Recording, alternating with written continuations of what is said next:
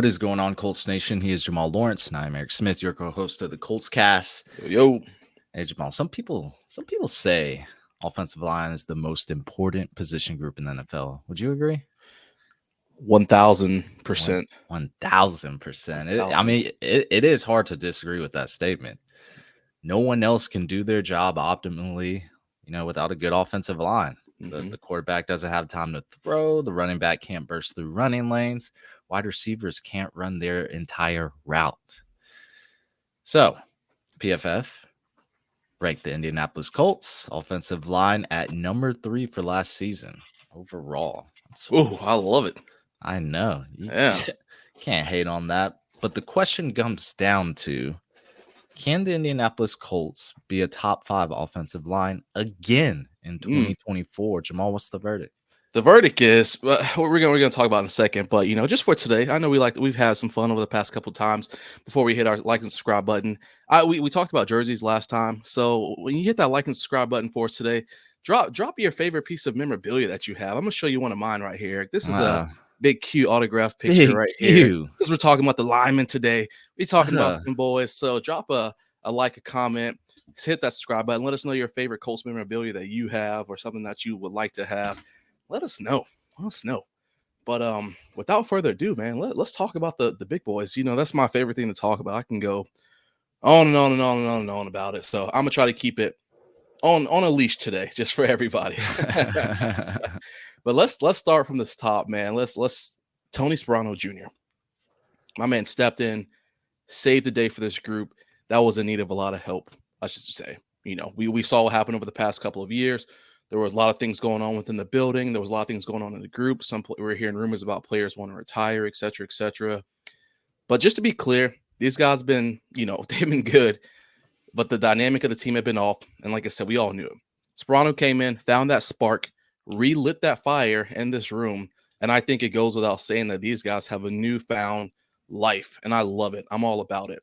You mentioned PFF, of course, ranked us the top 5 group, more specifically number 3 this year. And that even included injuries to Ryan Kelly and Braden Smith.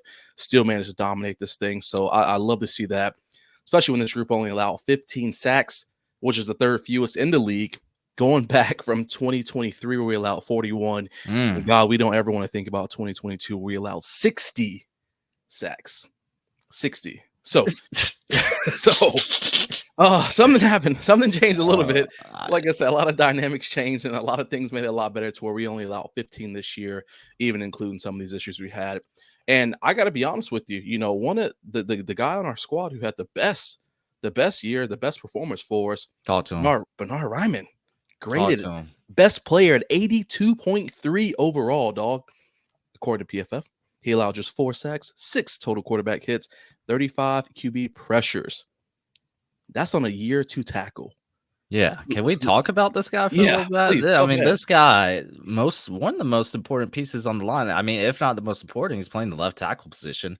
It's the blind side. But he turned into a high-level starting tackle in his 2nd season. I mean, his rookie year was up and down, but like during that last half of the stretch, we saw flashes of, wow, this guy's actually pretty good. Let's see what he can do year 2. And he did not disappoint. It's been a while since we've had a quality left tackle since Anthony Costanza, right? Absolutely. Go ahead. Yeah, and the PFF grade is, it's not. I mean, it's not the gold standard, but it's something we can talk about.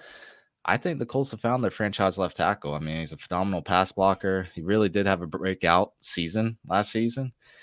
Shout out to you're about to hate this, Jamal. Shout out to Chris Ballard, the coaching staff, and everyone else involved for finding this man in the 3rd round. Absolutely. Look, value any round. So that's all I had to say about Ryman, man. No, absolutely. Shout out to him. And that's a guy, like I said, who made the transition from tight end to tackle. That's a hard transition to make. So he did it, and he still, again, I know he's 26, but this dude still has so much time under his belt to get better. Year 2, and he was performing like this. It's only going to get better.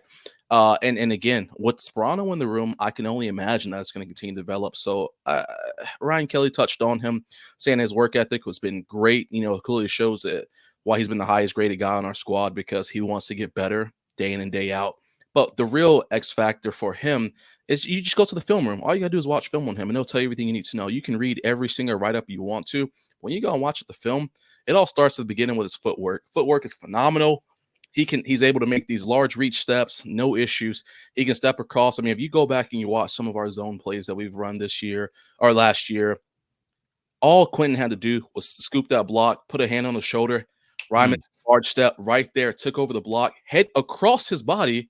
Which, when you get across the body, you've won. You've won the battle at that point because your momentum is going one way and it's going the other one. So that was phenomenal from him, and he saw it play in and play out.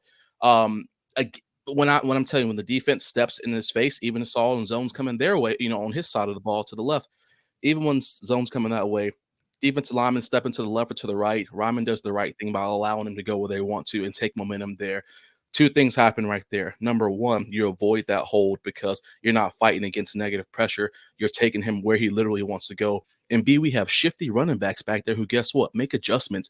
Now all they have to do is make a cut. They may have supposed to be go through the A gap or the B gap, but now they can bump out to the C gap because the defensive lineman is doing something and Ryman's taking them one way, which is one benefit to us for having such shifty running backs.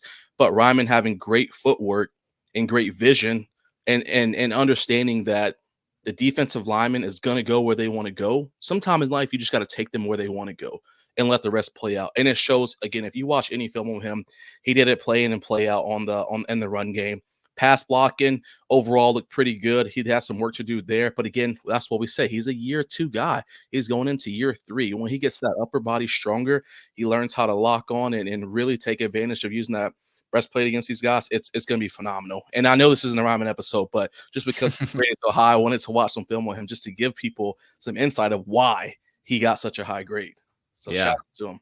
Shout out to Ryman. I mean, shout out to this entire offensive line. Absolutely. Ryan Kelly went back to being one of the best centers in the NFL. Quinn Nelson's regression did a complete 180. He went back to high level guard status. Even Will Fries, who many, including myself, thought we needed a little bit more competition at right guard.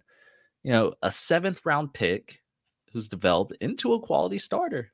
He's probably the weakest link on the line, but that doesn't really mean anything because this offensive line as a whole is impressive. I mean, that's what you call value right there. And then, finish it out with Braden Smith, who, if he can stay healthy, I mean, of course, Jamal, this offensive line should be top 5. I mean, that's the expectations because when Braden Smith is playing football, he's freaking playing football. Like, that Oh yeah. man is an underrated right tackle.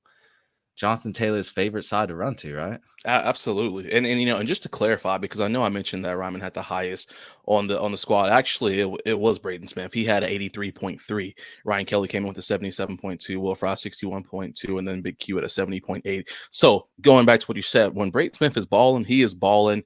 We've seen JT average 5-6 yards off the rip, running off the right side of the ball. So when these guys are going, they're cohesive group. We said it before. It's an accordion. When they're all playing well, they're playing well.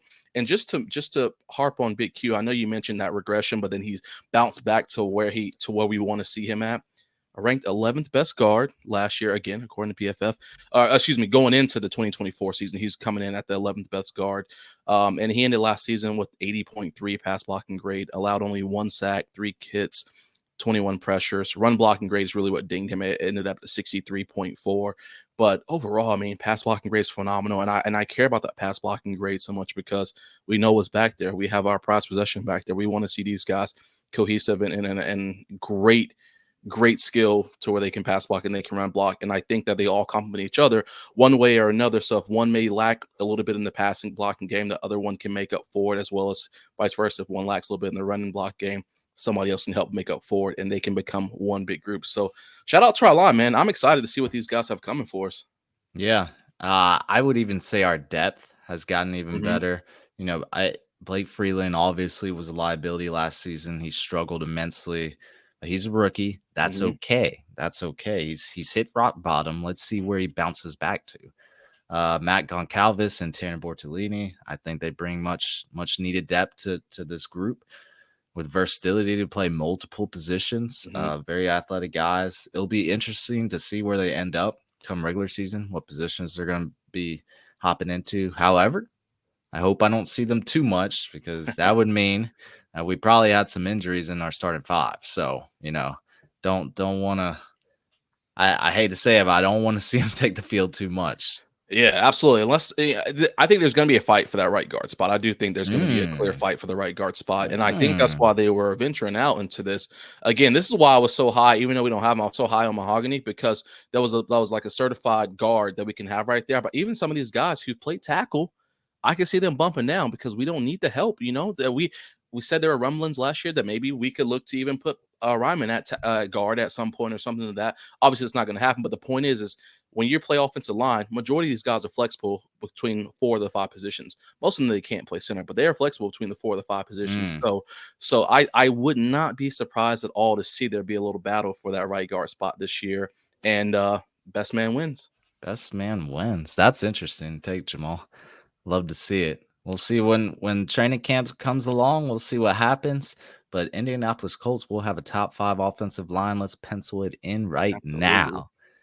You got anything else, Jamal? that's gonna be it for me, man. Hey, that's going to be it for us then. Thank you for listening to the Colts Cast, everyone. We are live on Apple Podcasts, Spotify, YouTube, or any platform you use to listen to podcasts. And we'll be back next time to give you some more Indianapolis Colts content. Y'all take care. Take it easy.